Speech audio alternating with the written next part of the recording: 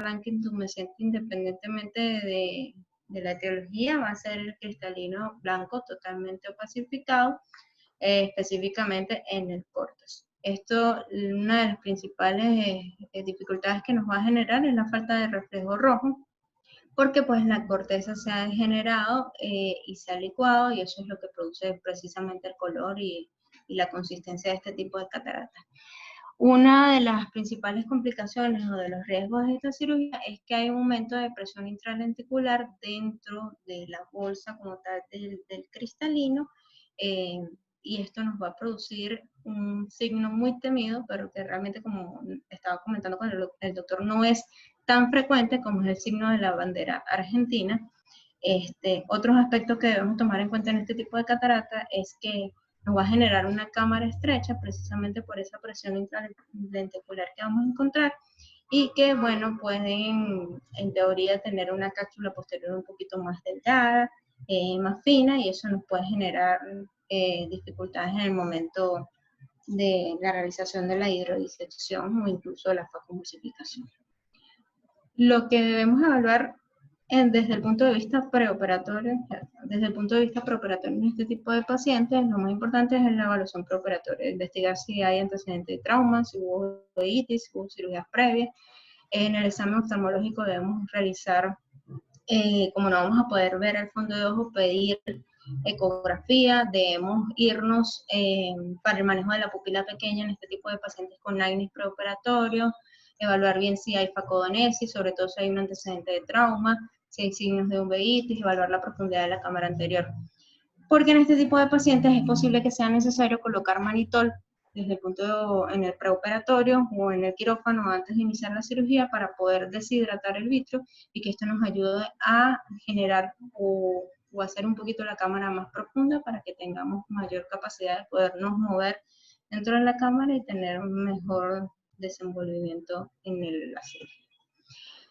La catarata intumescente, los tips más específicos es que las incisiones las debemos realizar en un eje cómodo. Realmente, si el paciente tiene un astigmatismo elevado o cualquier otro tipo de cosa, lo más que nosotros debemos hacer es, lo menos que debemos hacer es preocuparnos por si realizamos la incisión en un eje o en el otro. Debemos realizar la incisión donde sea más cómoda, y bueno, si tiene astigmatismo lo podemos resolver después con una incisión límbica relajantes o colocamos un lente tórico, lo que sea, pero la incisión siempre en el eje más cómodo para poder realizar una buena rexis y que estemos bien cómodos para poder hacerlo. Colocar azul tripán para poder visualizar, viscoelástico dispersivo, porque en teoría, aunque nosotros pudiéramos pensar que con un viscoelástico cohesivo vamos a tener una mejor cámara, la verdad es que cuando hagamos movimientos para realizar la capsulorrexis y haya una depresión el borde de la herida o de la incisión principal, si tenemos un viscoelástico cohesivo, pues se va a salir todo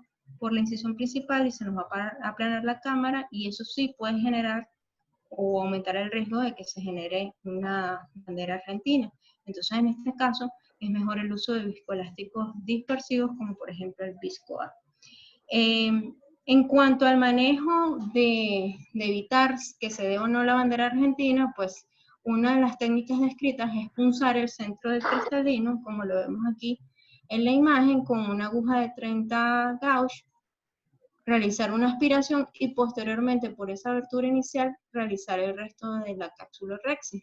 Para evitar este signo hay muchísimos manejos. Hay otras personas que prefieren utilizar la punta del faco para generar un puerto o un huequito inicial por donde podamos aspirar y después ampliar la capsulorrexis. Hay personas que prefieren hacer una rexis chiquitica y posteriormente ampliar. Realmente hay muchos manejos, pero bueno, eso ya depende de la experiencia del cirujano y qué tan arriesgado sea el cirujano para hacer este tipo de maniobras. Y finalmente, en cuanto a la parte de la aspiración, realmente no es mucho. La mayoría de estas cataratas, a menos que sea con una dureza muy específica, que no precisamente sería el tipo de catarata intumescente, pues realmente la aspiración va a ser casi que si es realmente una catarata intumescente, una facoaspiración. La mayoría del material como tal o del núcleo va a estar realmente liquefactado y con aspirar simplemente se va a venir. Entonces, el mayor riesgo o lo que más tenemos que hacer desde el punto de vista de esta cirugía es el manejo de la Rexis para evitar que haya posteriormente un signo de bandera argentina. Y bueno, esto era todo de catarata blanca intumescente, viene polar posterior, pero esto lo vamos a dar para otra clase. Entonces no sé si ya quieren empezar. Vamos a poner aquí primero. Excelente, bueno, yo me imagino que no sé si Bárbara está manejando. Bueno, ahorita Héctor hacemos comentarios. Yo voy a comenzar con algo que tal vez ok. Sí. ¿Y me están escuchando bien a mí? Sí. Perfecto, Doc. Ok, a ver, lo primero que hay que entender es que el diagnóstico de pupila pequeña a veces no es tan evidente. Sobre todo en la parte privada, uno recibe al paciente, diagnostica la catarata, está pendiente de llamar yo sé que si lo fija, que si no lo fija, etcétera, etcétera. Porque hay un elemento vital o importantísimo entre la dilatación que tú haces en el consultorio y la dilatación que haces en el quirófano, porque es un paciente diagnosticado bilateral y cuando llegas al quirófano tú le estás dilatando una pupila. Y créeme que a veces hay diferencias. Tú dices, oye, pues el paciente dilataba bastante bien en la consulta porque ahora viene y no me dilata. De manera que a veces tú puedes tener pupilas pequeñas inadvertidas. Y créanme, y les digo, en la realidad, a menos que sea una pequeña o una pupila muy pequeña, muy evidente, en un paciente diabético, un usuario, paciente prostático, a veces estas pupilas pequeñas se nos escapan y son presentaciones intraoperatorias. Le dice, bueno, pero ¿qué pasó con este paciente que no dilató bien?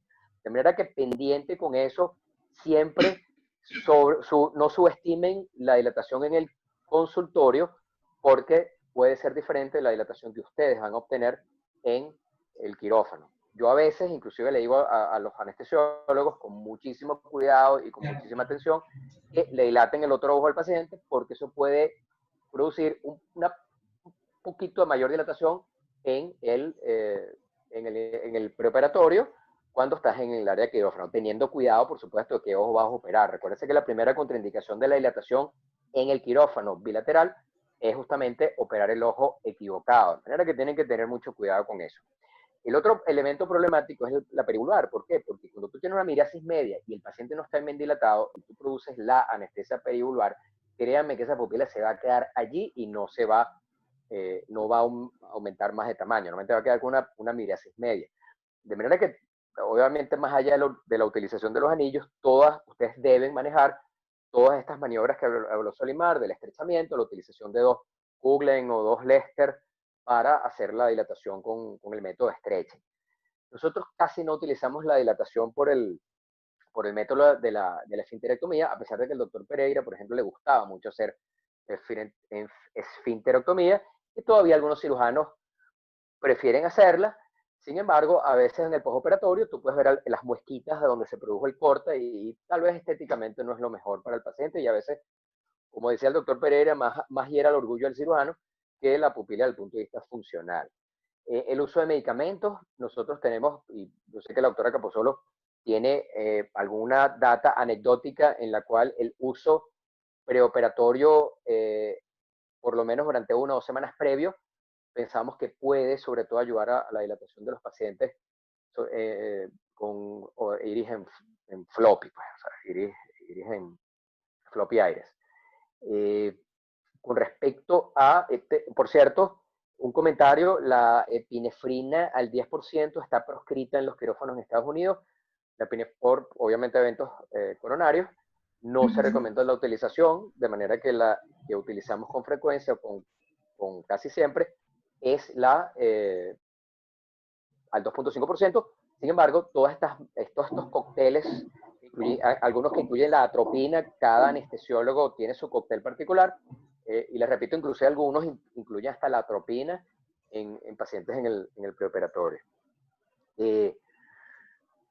Los anillos, un comentario que hiciste con respecto a los ganchos, nosotros los llamamos los ganchos de Grihaber porque era la casa comercial más la que los traía.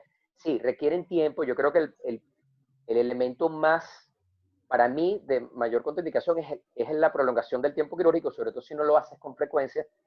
Pueden prolongar la cirugía en unos 5 o 10 minutos. Sin embargo, obviamente, si uno lo hace con frecuencia, puedes reducir el tiempo a menos de 5 minutos de la colocación. Como yo me crié en un ambiente de cirugía apurado, La verdad es que la mayoría de mis técnicas quirúrgicas, con los métodos de stretching, yo puedo manejar una pupila pequeña sin problemas con técnicas endosaculares. Sin embargo, obviamente es algo que también deben aprender, por lo menos poner alguna vez en su vida unos ganchos. Y por lo menos la doctora Capozolo los pone muy bien, ha tenido mucha experiencia en eso y le quedan muy bonitos. De manera que eso es algo importante. Otro elemento que te iba a comentar, con respecto a la pseudoexfoliación, sí, al final, la pseudoexfoliación, no toda exfoliación es igual. Hay pseudoexfoliaciones en las cuales la célula está tremendamente afectada y verá, hay pseudoexfoliaciones que uno opera y mira como si nada. A mí me gusta, obviamente, hacer capsulorhexis grandes, amplias. Una capsulorhexis amplia te permite igual, si tú decides colocar el lente en el sulcus, no hay ningún problema, porque además recuerda que en principio tú vas a tener una cápsula interna, de manera que el tamaño de la rexis es irrelevante y tú prefieres hacer unas cápsulas rexis grandes. Yo normalmente prefiero irme por fuera de donde se encuentra el material de la pseudoexfoliación.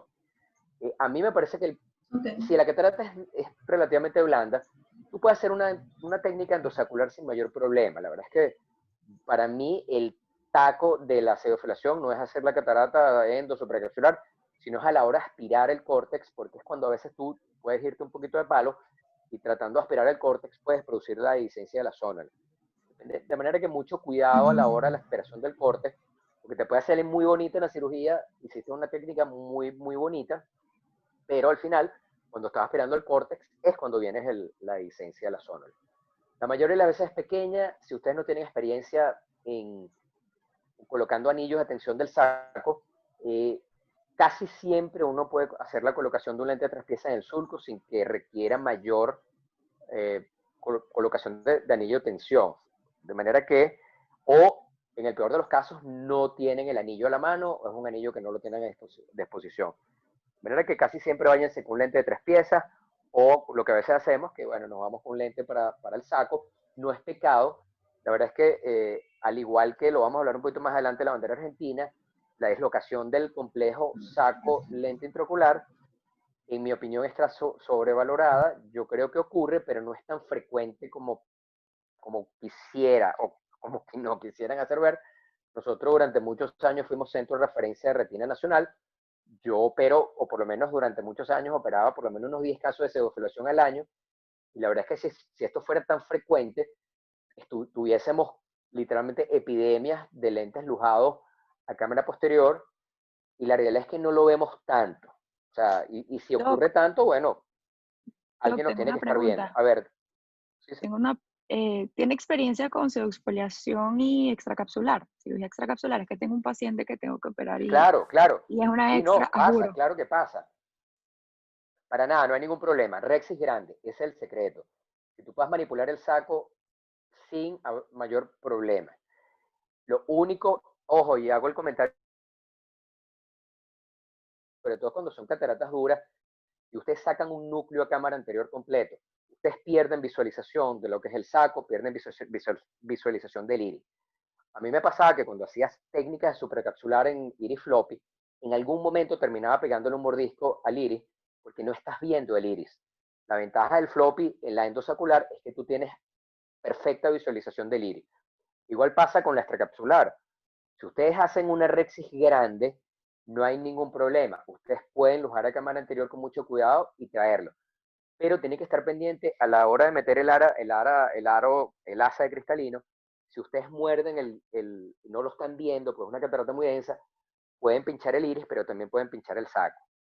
De manera que tiene que estar pendiente con eso. Pero sí, claro, yo he hecho extracapsulares en pacientes con pseudoexfoliación y la verdad es que no ocurre mayor cosa. Igual uno se va preparado con un lente de 3 piezas para el sulco, o si ustedes prefieren tener uno, si ustedes ven ¿Y un la PMMA? cápsula muy bien, pues uno PMMA, claro, o sea, el tamaño del lente es irrelevante. La ventaja del plegable es que después al final de la cirugía tienes que quitar menos puntos.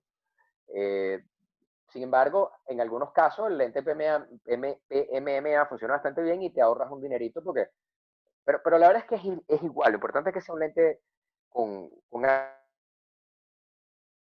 sola pieza.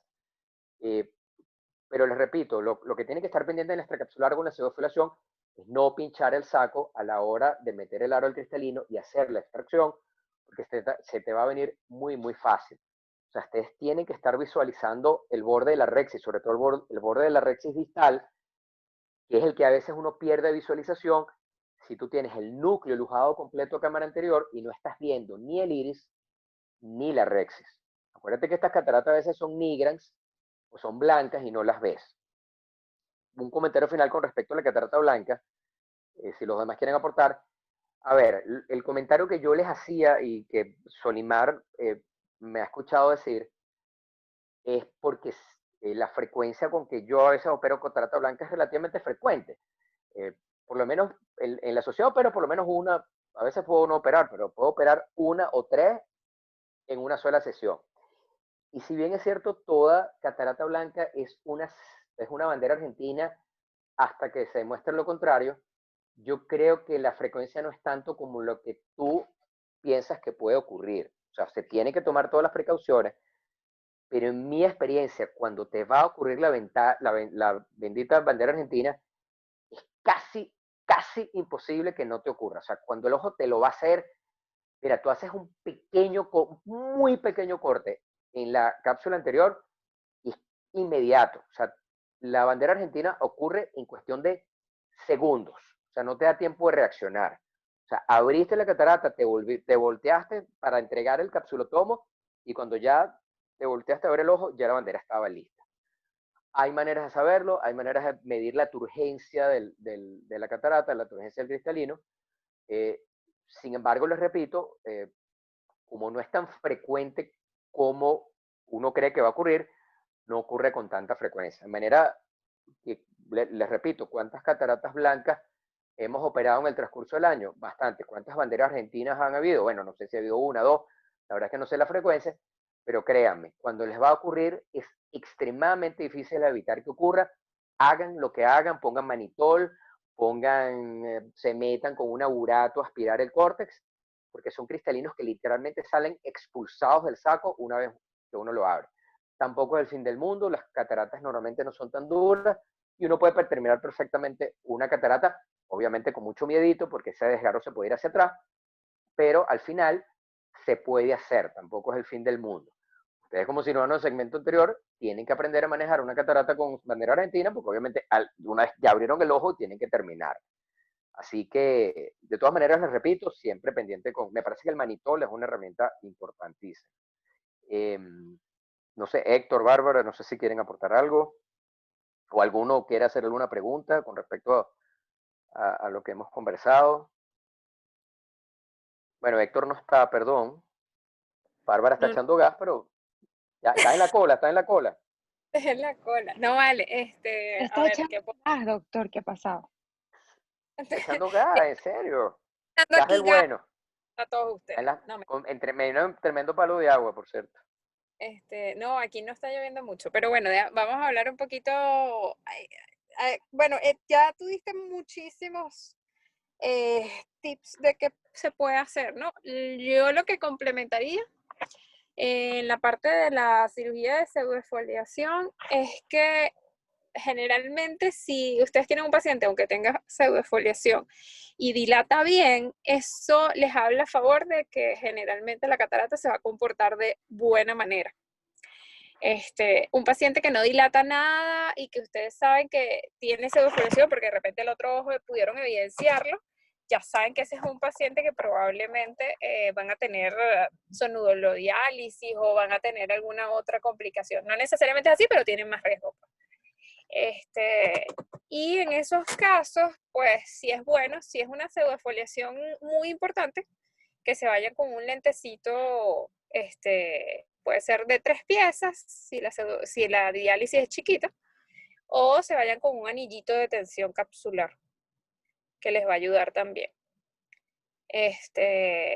Y bueno, a veces tienen que estar, o sea, tienen que evaluar bien que el paciente, a pesar de que muchas veces ustedes no ven toda la zónula, pero ven el comportamiento de la cápsula anterior. También ese es otro dato que ustedes cuando vayan a hacer la rexis van a poder ver cómo se comporta. Si hay pliegues en la cápsula anterior cuando van haciendo la rexis, ustedes ya saben que por lo menos allí puede haber una pequeña dehiscencia. En cuanto a lo del lente, si lo colocan en el saco o lo colocan en el sulco, pues anteriormente siempre te recomendaban que lo colocaras en el sulcus, o sea, que colocaras un lente de 3 piezas en el sulcus, pero la verdad es que yo he visto muchísimos videos de gente afuera y los colocan en el saco, yo misma los he puesto en el saco, pero no han pasado suficientes años para saber si después regresan, como el doctor Pereira sí le pasó, que regresaron algunos pacientes con lente y saco completo en la retina. Entonces, bueno, esto tiene que pasar muchos años para que pueda pasar o porque tiene una diálisis muy grande, ¿no? En cuanto a la catarata blanca, yo creo que básicamente lo único que anexaría es que, es verdad, la bandera argentina, hay muchísimas teorías, hay gente que dice que, o sea, todas las teorías son controversiales. Si escuchas a gente, hay gente que te dice que presuriza mucho el ojo para hacer la rexis. A mí me parece todo lo contrario, que más bien uno no puede presurizar mucho el ojo. Lo más importante para mí, en mi caso, de que afortunadamente no he vivido una bandera argentina en vivo y directo y he operado bastantes cataratas blancas, es que yo simplemente aspiro el córtex manualmente antes de empezar a hacer la rexis por un agujerito muy, muy chiquitito.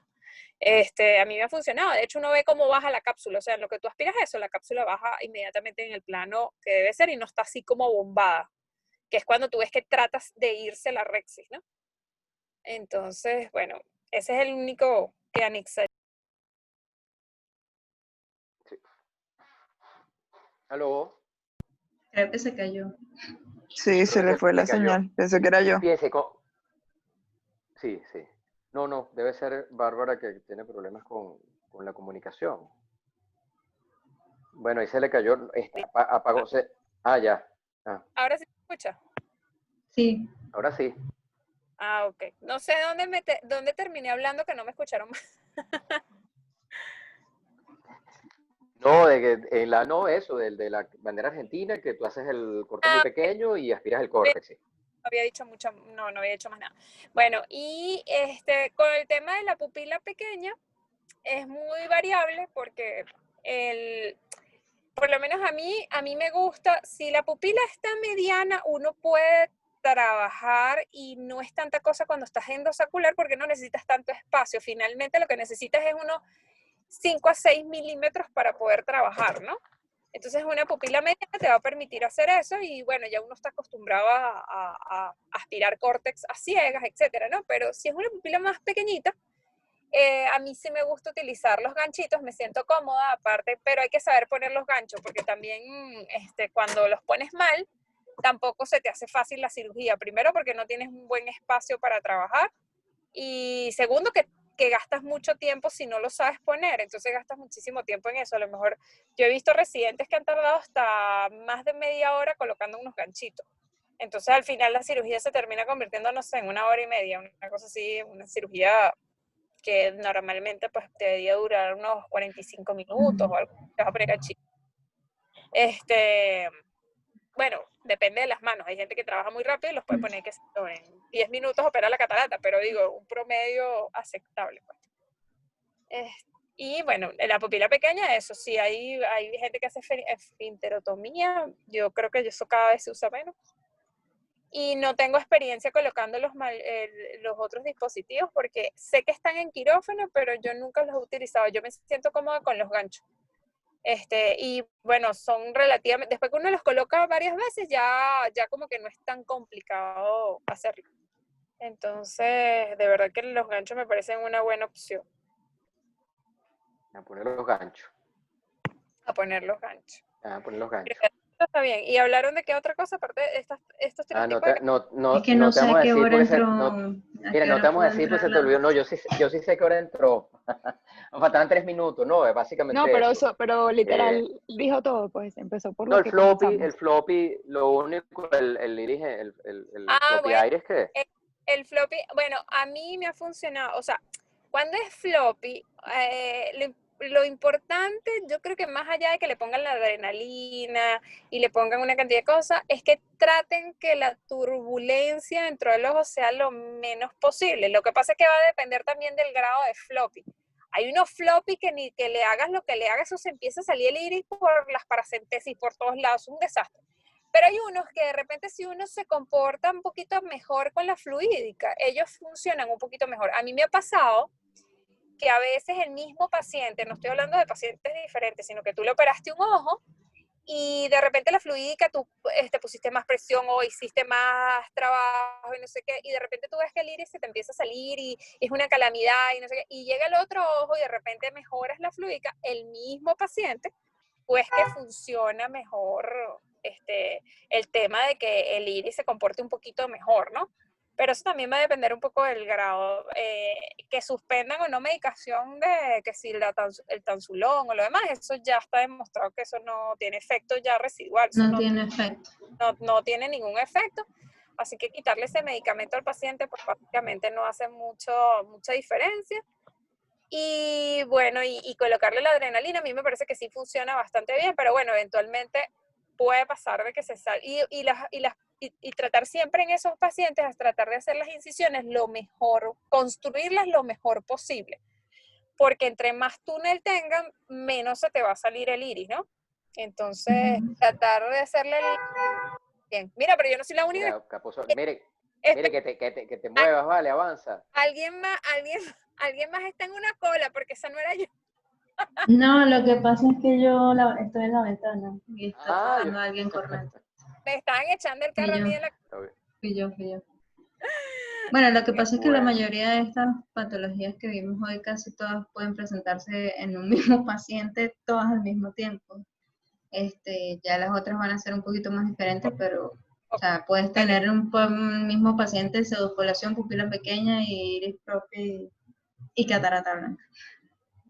Y ser un super caso especial. Tampoco así.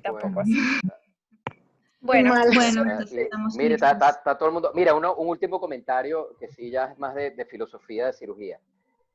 Muchas veces estos pacientes con todas estas condiciones se operan con un primer cirujano y dicen, mira, ¿sabes qué? Yo me voy con la doctora Capuzotto, con el doctor Alemán, porque a mí me recomendaron el doctor.